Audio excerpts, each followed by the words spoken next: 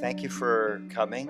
Uh, Alex and I try to have a little discussion and maybe create a little bit of controversy in terms of somebody from an older generation asking somebody from a younger generation, what are you doing? Um, but at the same time, I wanted to say that if you do have a catalog on page 133, just there's a fabulous picture of Niels Benson when he's probably like 19. The only time I've ever seen him in a suit at the Park Royal shop with Danish furniture and, embedded in the modernist tradition. And it's quite fabulous to see that this continues and that we're here. And, he's a great designer, and he and Nancy and the family, continue this on. So I thought I should point that out. That was very nice. Um, One of the things, just a kind of opening remarks I wanted to make, just kind of things that I've realized by looking at how Vancouver as a region, as opposed from central Canada, like Toronto as a region, looks at film practices or film festivals per se, and also photo festivals, how different they are, different perspectives that we have. Of course, we're not part of the, we are part of a kind of a branch plant situation out here in the West, as opposed to central Canada, which is much more head office and of course generates, a lot more wealth. But one of the things that kind of, for me, I was thinking that, well, you've got Contact that kind of resembles TIFF, the Toronto International Film Festival, in the way that it is very Hollywood-based, traditional cinema-based, star-studded based, and it's part of that industry. And then you have the Vancouver International Film Festival, which is more interested in world cinema, a bigger look at film practices per se, and also the way capture looks at photography in a much more, what should I say, I've seen it embedded in kind of conceptual practice, in big tableau works, in digital platform as this particular work. And also it's a kind of photography here that's kind of part and within art discourse.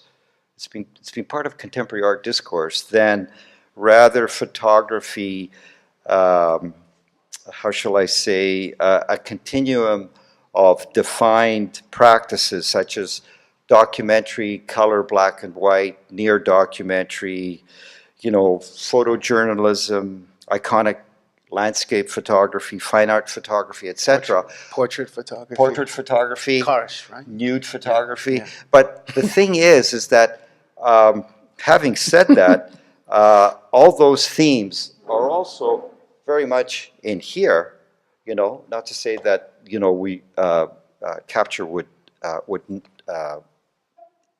make designations that it doesn't want it, but the curated exhibitions and the difference of how photography developed into an international movement here from its beginnings, from kind of questionable conceptual art practices to the large tableau kind of pictures, is a kind of a discourse where artists decided to take on the medium of photography as a kind of a counter-tradition to modernist painting and what have you. So I thought that kind of, I don't know if I'm being too matter of fact, but for me that was also a kind of an opening kind of realization to ask Alex. It had to be said. It had to be brought up. Yeah, it had to be brought up because And also the ongoing counter tradition in contemporary British Columbia art is also evident in Alex's most recent.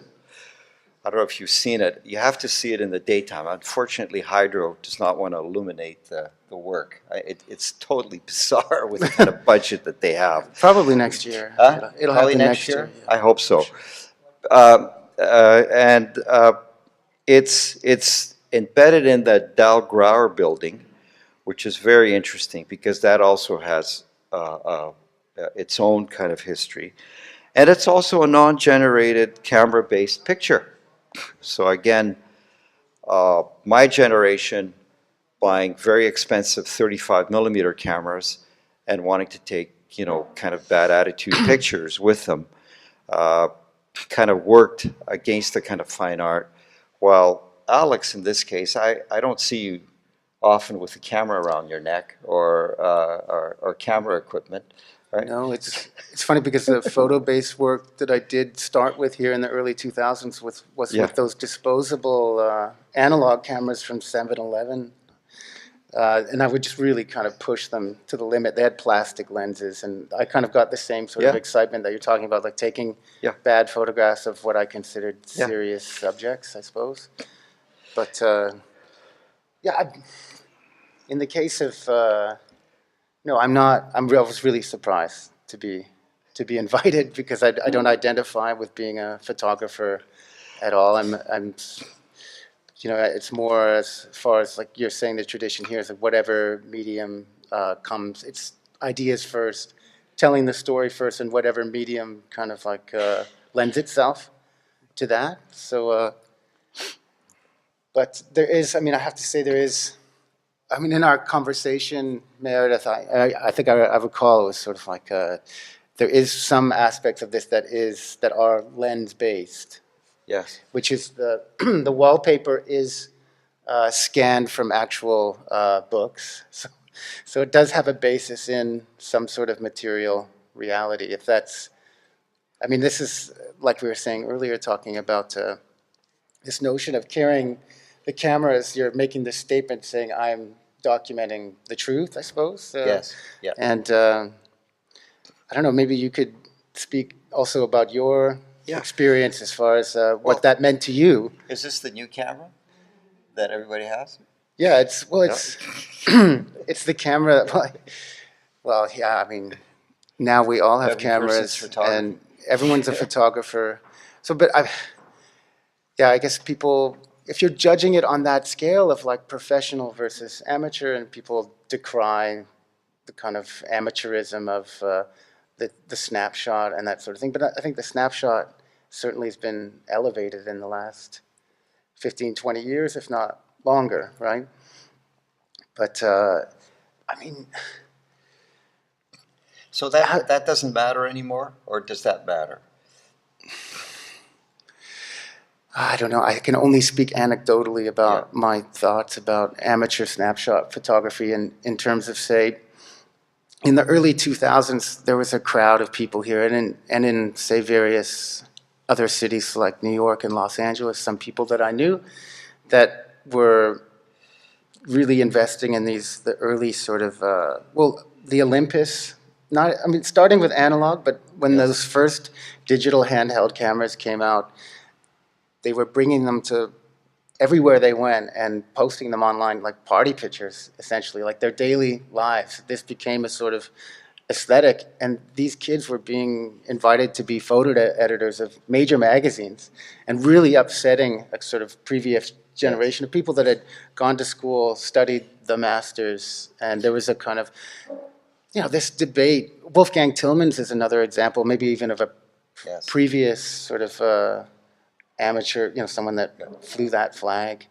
And I found it sort of amusing because it sort of really converted our social lives in a way. There was an intense self-consciousness that developed around this flash bulbs. I would be at a party or a bar or something, and you could see off in the corner these bulbs going, and it was like, oh, that's that crowd that has a kind of investment in this technology and how it's elevating this sort of otherwise banal situation into something filled with with meaning. But yeah, I think it's now, I guess in the terms of that, that's now become, there was a kind of such a self-awareness generated, so that's no longer a truthful situation, I suppose. It's no longer, so what happens in that, you know, as that erupts, you know, as everyone is carrying a camera and everyone can document everything all the time, there's no more sort of authority, I suppose, given to a documenter. And then we sort of internalize that, you know, the camera, I suppose. We've swallowed the camera, right? But it, like again, like in terms of these pictures, we could go back and, as far as my own work is concerned, and my interest in architecture and domestic architecture specifically, and the mnemonic. So, in terms of creating memory, framing experience, going back to say those, where I was witnessing these people and the party pictures and that, to me it was also, as a kind of a punk rock kid, that was decidedly unpunk, was to make a referential, almost bourgeois framing gesture about our behavior, because to me that was an inauthentic thing. Yeah. The moment you're making a camera picture and you're making these documentations of it, it's no longer truthful. Yeah. It has to do with like playing up to the camera. Yeah. I was conflicted about that. But. Well, photography has always had a mnemonic role, you know, a memory, and it's actually, you know, if you think about it, photography grows up in the city. It's 19th century medium. Abstraction is 20th century. Abstract painting is 20th century. I mean, photography is a much more older medium, and it has this kind of historicizing, memory-based kind of practice. Now, do we have that other slide the one with the New Era Social Club? Yeah, I've got it. Do we have it? Yeah. Yeah, let's see that, because this kind of, maybe not. There it is. So that's the, I thought that this work related to the New Era Social Club.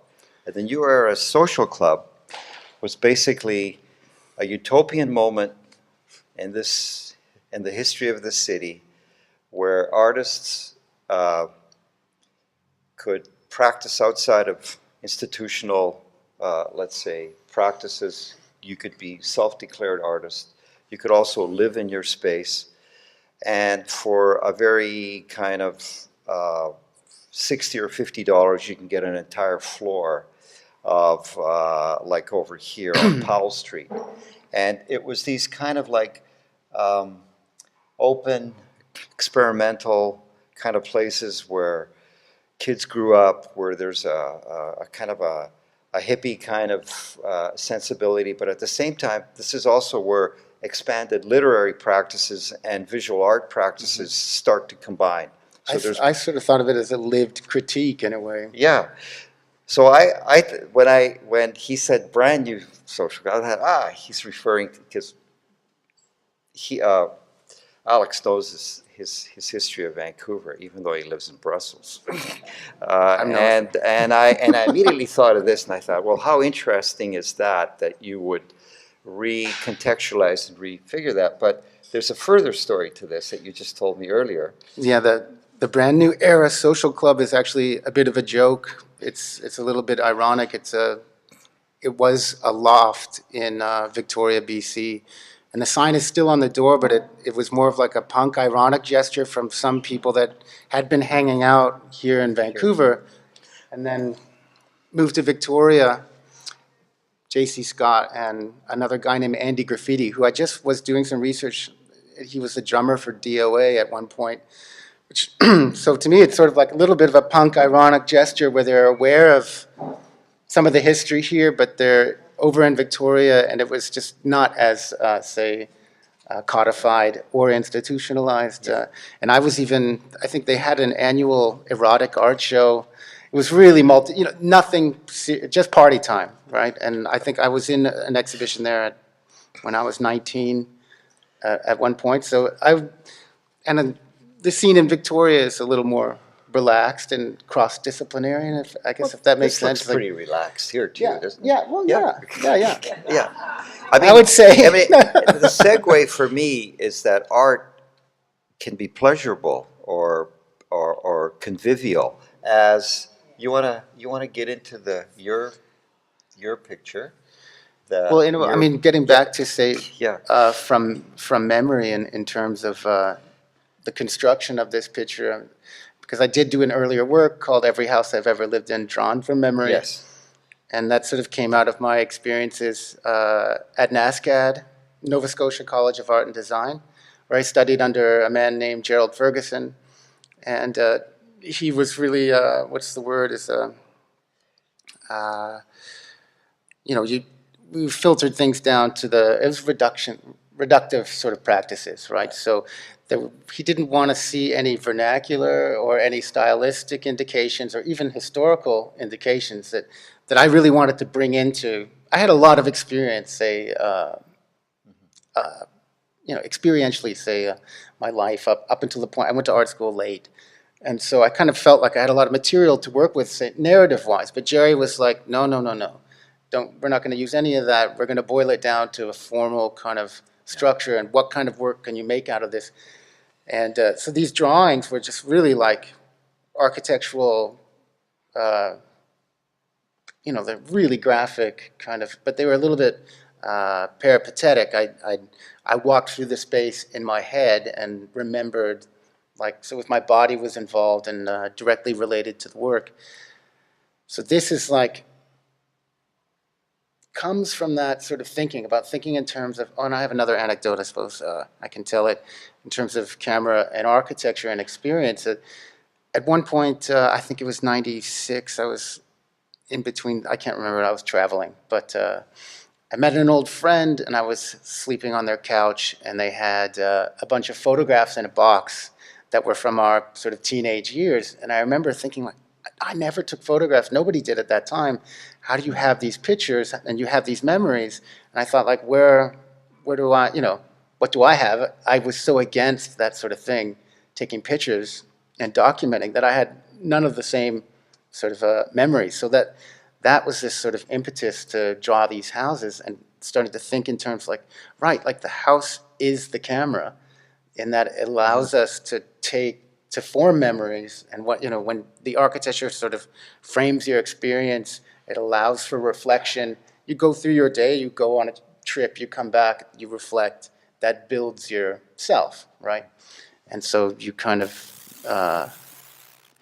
it lends to the narrative of your life. So these pictures, Yeah, I guess let's I go could to go the- back. Right. Yeah. These pictures, in a way, are from memory. Anyway, I mean, this to me is sort of a scene in Chinatown on Fiskard Street in Victoria, say, and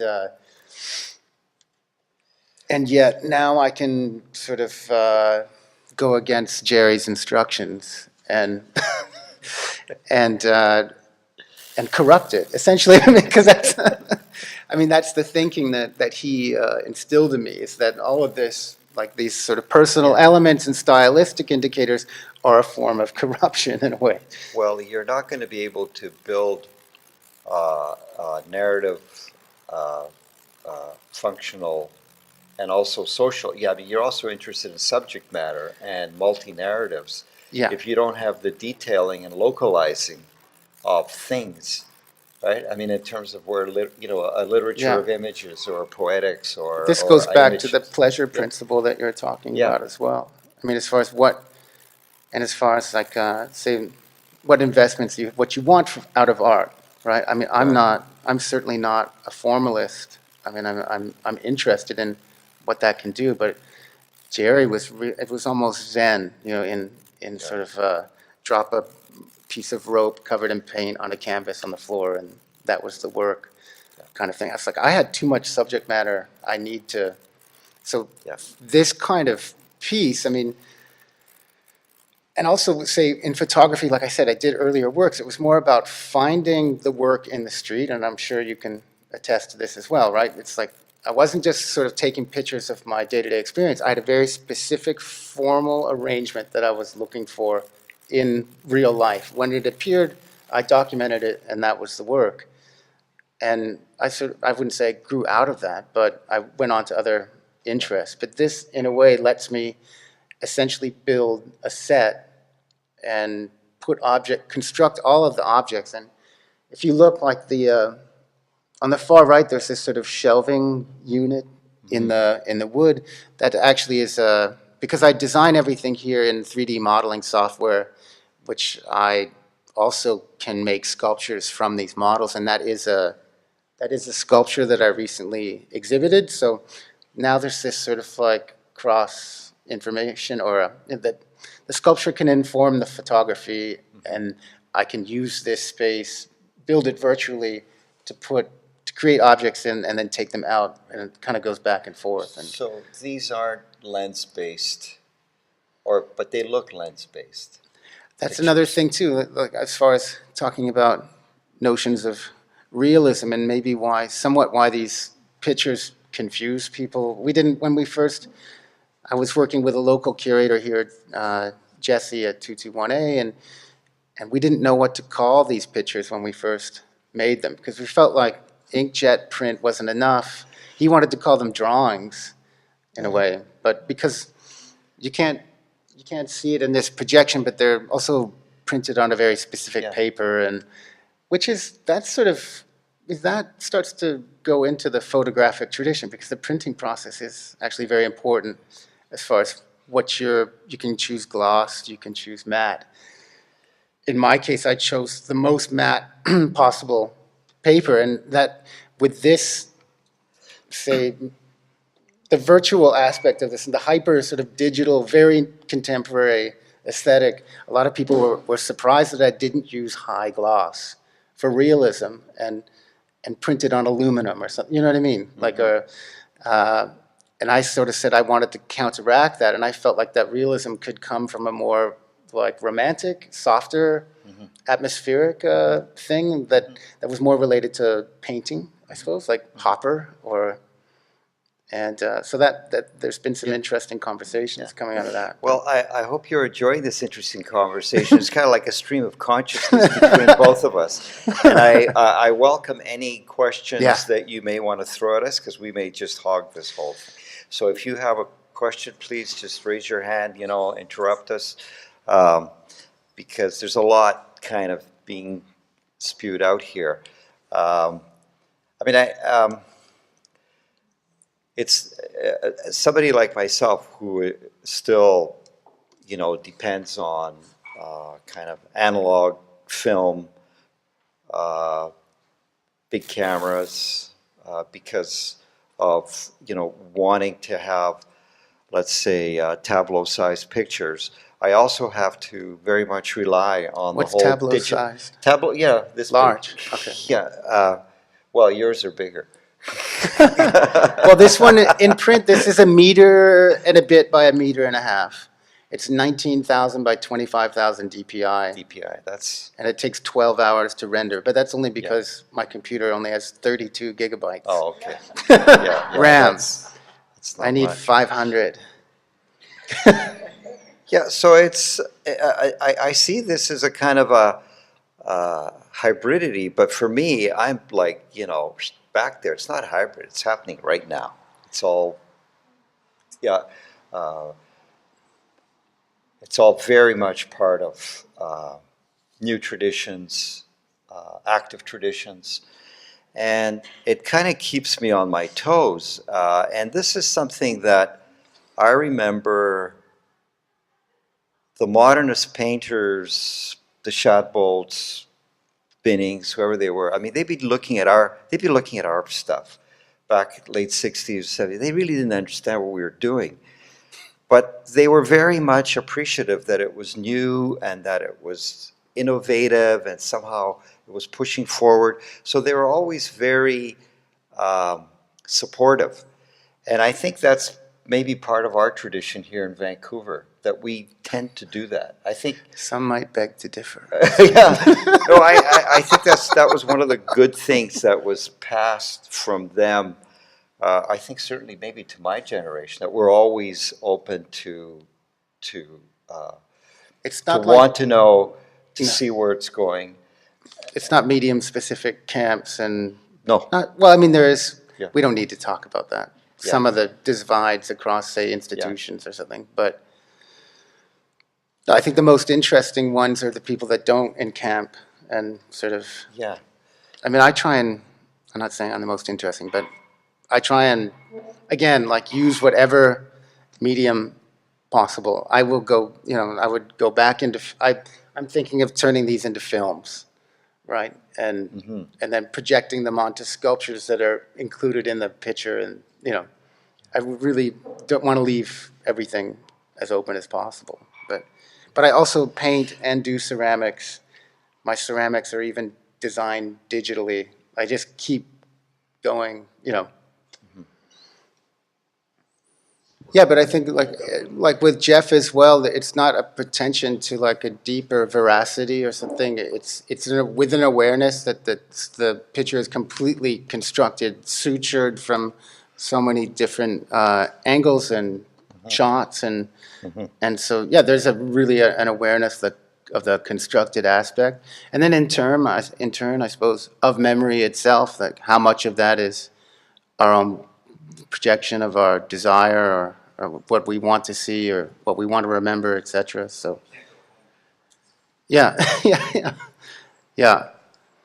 So it's very. I mean, one thing I've noted about this is sort of like because this can seem so monumental, making this sorts of picture. It takes like a month long, and it's sort of like when do you know to stop, right? Because it's digital. It's not like I can just dip the rag in turpentine and just start. I mean, it's so easy to just change it so radically that there's so many permutations that it really is like this sort of aesthetic thing related to painting where I can say I've made the Yeah. picture, I've stopped now, right? yeah. That's the great contribution that digital photography made for photography. Uh, It you brought it know, back to the painting yeah, if you tradition, didn't right? like the Where it white came cat from. and it had to be black, you could make it a black cat. You didn't have to start all over again. And that makes a big difference, perhaps, in your the narrative that you're putting forward, or what have you. And it's also the tyranny of the shutter. You can open that up again, and you don't have to worry about that. You can actually make those changes, whether they're subtle or surreal. If you go right into a kind of surrealist kind of interest in photography. I did want to say just something. There was also an earlier picture that you did, a prototype, which had said something about Which one? The red raised ones? on moldy bread.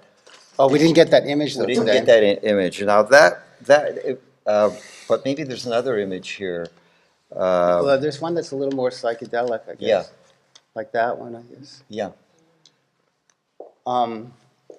Raised on Moldy Bread was the first piece, I guess. yeah.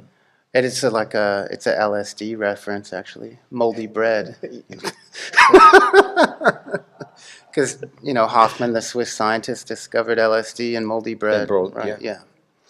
Because it was kind of a psychedelic picture, and the gallery was an LA gallery, and I wanted to do like a really bright.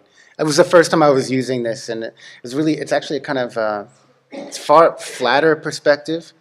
I really flattened everything out with all harder shadows, and so it was really like a Braque or a Matisse. Like it looks like, I wish we had it, but Yeah. it looks like cutouts. Yeah. But at the time when I was making it, I also saw that you could use soft shadows and get this more kind of like a sfumato Yeah. feeling. But I sort of, I prefer, I don't know, I still don't know what I prefer. There's so much potential, actually. I mean, there's some very interesting kind of bizarre kind of sculptural plinths here. This one here that looks kind of Wedgwood flipped upside down. I mean that, right? There's And then the beer bottles and wine bottles. I mean, they don't seem to have any film or residue. They all look like they've been put through the, Well, you know. there are some sort of inside jokes, I suppose. Yeah. That's what I would call it. And there's some design nerd references as well, which is sort of appropriate that we're here at Inform. But oh, I love that kind of stuff. But this table is a library table by Gustav Stickley. Should I get into this? Yeah, yeah, All right. absolutely. Yeah, yeah. Who was an American arts and crafts movement designer, Upper Eastern Seaboard, who basically took William Morris's credo into the sort of like turn into the 10s and 20s, and Right. did all these series of chapbooks and posters about living a good, like a kind of Thoreau type lifestyle. But he also lent his text to ad copy for the suburbs outside of New York and in Massachusetts, and he built this sort of quasi sort of neo-medieval aesthetic as a way to, kind of like a back to the land thing. But the part of it that interests me is that it's sort of using an older aesthetic as a critique of their Right. moment, right? So in terms of, say, the crowd that was here in Gastown, sort of romanticizing Edwardian sort of fragments and the poetry of that as a kind of critique of modernism, I suppose, Yeah. or like institutional Yeah, modernism, right? And there's is that a Broward chair? Just That's a Tonne is chair. that Tonne chair? Yeah, Tonne. So that's like from the 1890s, right? Yeah. Yeah. Kind of ubiquitous Yeah. cafe chair. Yeah. And then, like, say, from memory, things, the tiled floor is from a cafe I really like in northern Belgium. That I've spent a lot of time in, and I just sort of wanted to use it, and so now I'm reminded of that. So this is really, this sort of intersection mnemonically really interests me to sort of like put all these things into one picture and have them compete with each other and be sort of on the same plane, I suppose. So is this sort of like a kind of a stealth montage collage where we don't see any sutures, we don't see any Oh, it's joint marks? absolutely Yeah. that. Yeah, Yeah. it really is. I mean, Yeah. especially say in terms of the wallpaper, I really leave the seams. I'm not working too hard to make. When you see the picture in real life, you can really see the cuts, right? Because I'm scanning the wallpaper out of a book, and like how wallpaper is constructed, it does join at certain corners so the pattern can repeat itself. There's 5 different ways. I've been researching it. It's totally arcane sort of knowledge, but I actually try and figure out where they do connect. But I don't work too hard. Like I could go in with Photoshop and connect everything, but I do like to leave, in the same way that you guys would leave the edge of the negative, to show a kind of, Or dust? or dust. Yeah, to show a kind of so-called realism, I suppose, Yeah, right? yeah, Even though yeah. it's like a little bit theatrical what you were Yeah. doing, like there's an awareness. I mean, yeah, Yeah. that stuff's interesting to me about, the car and the camera and the going around the city and kind of borrowing from this like documentary tradition, but it's a bit performative and like, Yeah. yeah. This definitely is, yeah. So we have Victoria, Chinatown with that green. You got it, yeah, right? the green, And yeah. and then And the all these lanterns. other, Wedgwood kind of plinth on 19th century designers. I mean, it's quite. What about that But table that- over there? Is that something that you? That's is what I was saying. That's something that your I just, design? that's a sculpture That's a sculpture. that I've already made. Well, and this is Okay. a Doris Draper table, which is like Hollywood Regency, Right. which is Yeah. kind of this, again, like kind of borrowing certain aesthetics and Yeah. Hollywoodizing it. Yeah. But I don't know. It's also it's a West Coast picture as well, and I talked about this a lot in Brussels and it's trying to explain. Say, I'm like, this place is 100-odd years old. You have this like juxtaposition of the old thing, of urban and nature and history. The kind of like Eurocentric history, colonial aspect. This sort of style and architecture, a lot of the kind of, how do I put it, like say, this like neo-medievalism and this historicist sort of design gestures, they really fit into the colonialist program here, because it was a way That's of like, Victorianist. it was a way to kind Yeah. of like, drop architecture, like to drop the Parliament buildings of Victoria, this huge Gothic granite thing, to kind of impart like authority and history that didn't even exist there before, right? And so there's Yeah. this sort of Yes. that Yeah. It's the Songhees Indian Reserve. growing They up in just Victoria, dropped where it. we did in James Bay, already in a kind of renovated turn of the century house, an awareness of, I grew up with this sort of like awareness of that we were living in an old place. And what did that mean? What did that mean to be in an old place? And again, that's the kind of like the modernist program creates that cut and says everything before this is old and it's historical and it either needs to be destroyed or preserved, right? And so I walk out my door and I'd go into the city as a child, and you're made aware that you're on a stage almost immediately because of the tourism of Victoria, the way they sold it as like a kind of English village on the west coast of North America.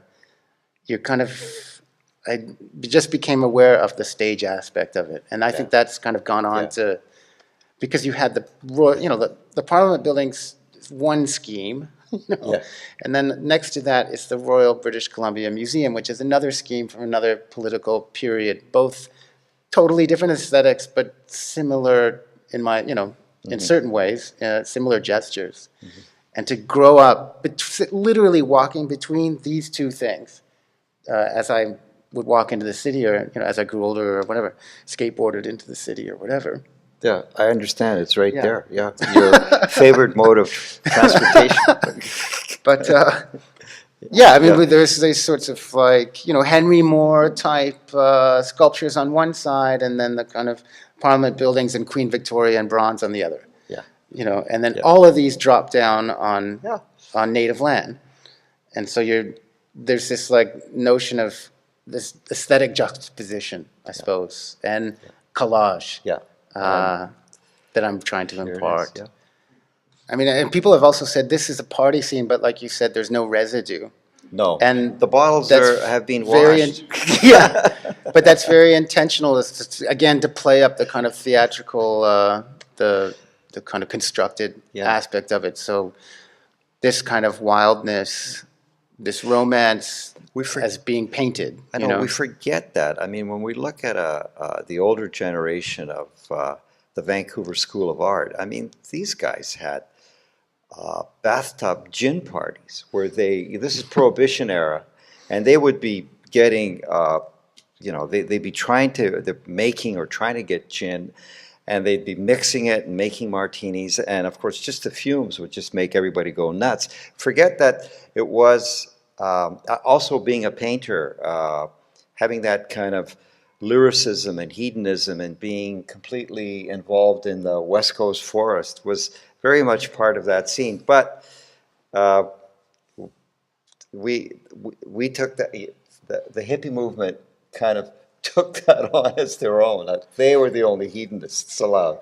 That was just they were modernists. They were very uptight. Thing. It was a kind of a generational thing. Yeah. But so here you can kind of see it again, coming back to inform us.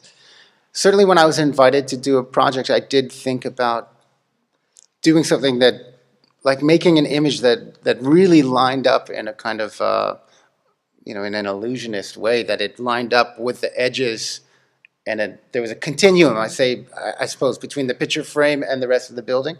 I was going to do a kind of Tudor revival design that showed like a typical, say, like Shaughnessy Tudor revival house. And as a kind of comment on on architecture that sort of had moved beyond its original intent, I suppose, because that is a substation. I mean, it does have an aesthetic aspect, but now it's even, say, has a more another layer in that it's being used as a plinth or a frame for the picture. And then I decided not to do that, but because I thought it was a little, it didn't fit into what I was working on, I suppose. And I feel like maybe the romance of this sort of illusionistic space was enough critique, or I don't know. I mean, maybe next time. I don't know. Yeah. I feel like that plexi needs to be replaced. Well, the glass exploded on many Yeah. occasions. When they had problems, the glass would explode onto the street. Happened many times. So in a way, it's funny because it was an impractical sort of jewel box, right? Yeah. It didn't make any sense, but there was an effort there. Yeah. Well, I think historically, Thomson, Brewick, and Pratt that designed the BC Electric building and everything there is an absolute first-class prototype. Without that, you wouldn't have had the Seagram's building in New York. It is like a jewel in terms of architecture. Flagship. Flagship, and also the Del Grauer building. If you look at the proportions, it almost has the same proportions as the Parthenon, just in terms of the mathematical proportions, how it's worked out, how it just seems just to sit on that slope. There was a lot of careful kind of attention made to it, and at some point, back in the late, 80s. Former director of the Vancouver Art Gallery was actually thinking, wouldn't that be a great building to take over and to actually make it into an art gallery? Because they were actually thinking of moving all that structure out, when they sold the building, and that was another kind of serious kind of consideration. But of course, they decided just to keep all the stuff there, just because of the expense. I guess I could talk about, this is called Galerie de la Reine, which is the second piece that I made. This is completely imagined. It's more of a reference to where I'm living in Brussels now, but it's kind of blurry, isn't it? Yeah, Yeah. it is. Yeah, it's a Can't see blurry anything. picture. Yeah. And there's that too. Yeah. And this series is called Through the Broom. And I guess I brought these up so you could see that I basically am doing virtual set design. Like I create a room with 4 walls and a ceiling so that all the reflections work. And then I place cameras within the room to take various pictures. And then change the light as the day progresses, So I actually could continue to make more pictures from the green room. Depends, but this one was 5 pictures. I think I've got a few here. Okay. Yeah, like different angles. Broom means fog. Galerie de la Reine, because that's the name of the arcade that I live in Brussels. And it's a little bit of a stage set it's like enclosed, one of those classic European arcades with a glass domed ceiling. And We're very envious. it's noisy and kind of annoying. I don't know. I get excited about a lot of different things. I mean, like, I suppose one thing is this sort of this intersection virtually where I can design sculptures within these rooms or on these sets and then essentially take them out and give those designs to manufacturers or work in my own studio in wood or in ceramic and sort of like create them, I suppose, and then put them back in.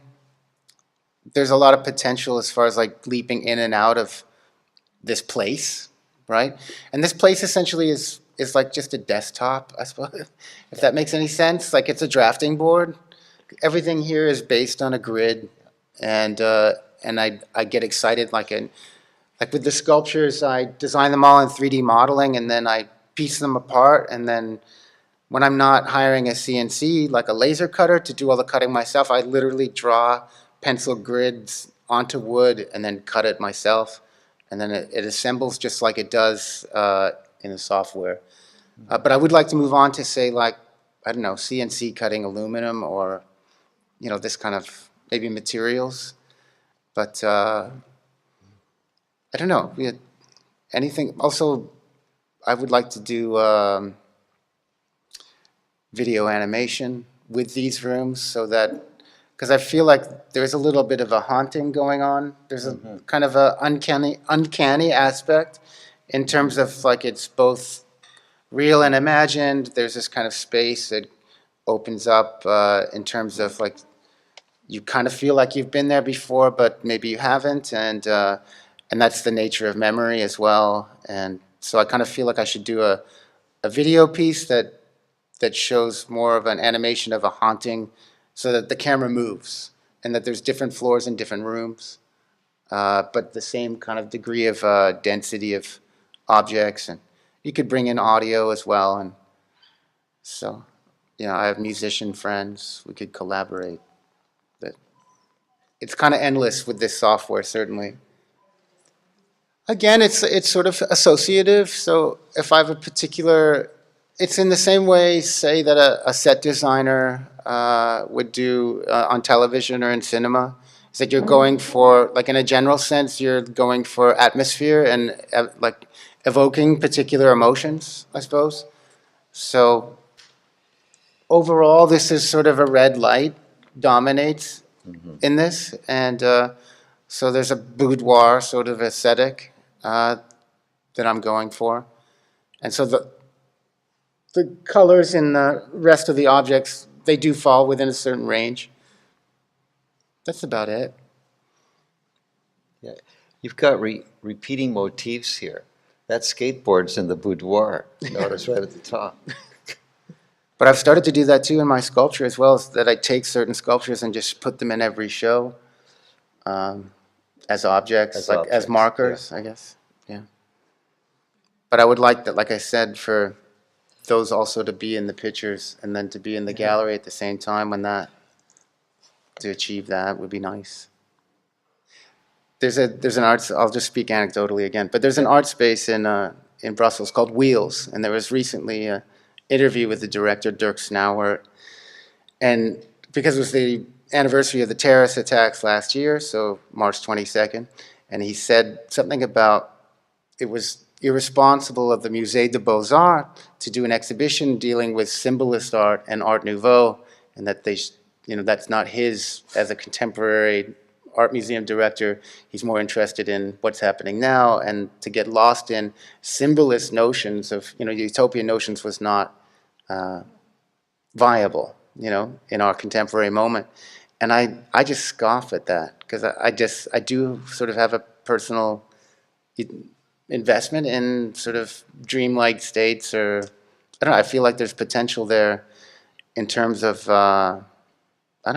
slowing down, object appreciation, these sorts of looking at details, seeing, right? Like being self-aware. And I wouldn't say, so I suppose what I'm saying is that, yes. It is a utopic picture, but I don't think that's a particularly bad thing. Yeah.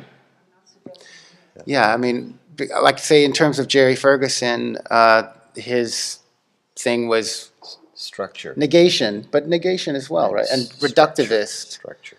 Yeah, within the frame, emptying it, and then getting to, emptying things, and this is filling things. Yeah, it's great. There's the counter tradition. Yeah. Good.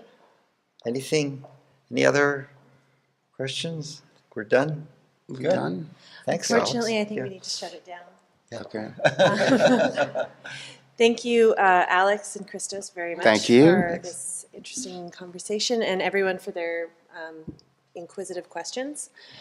I just wanted to also let you guys know that Alex did an edition for the Capture Photography Festival, which is available for sale if you want to chat with any of the Capture staff. If we can just get a big round of applause for Alex and Christos. That was great. Thank you, guys. Did you ever think when I was a little baby that we'd be doing this? You know what I mean? That we'd do this in the future? I was going to say, I've known Alex since 1974. Yeah.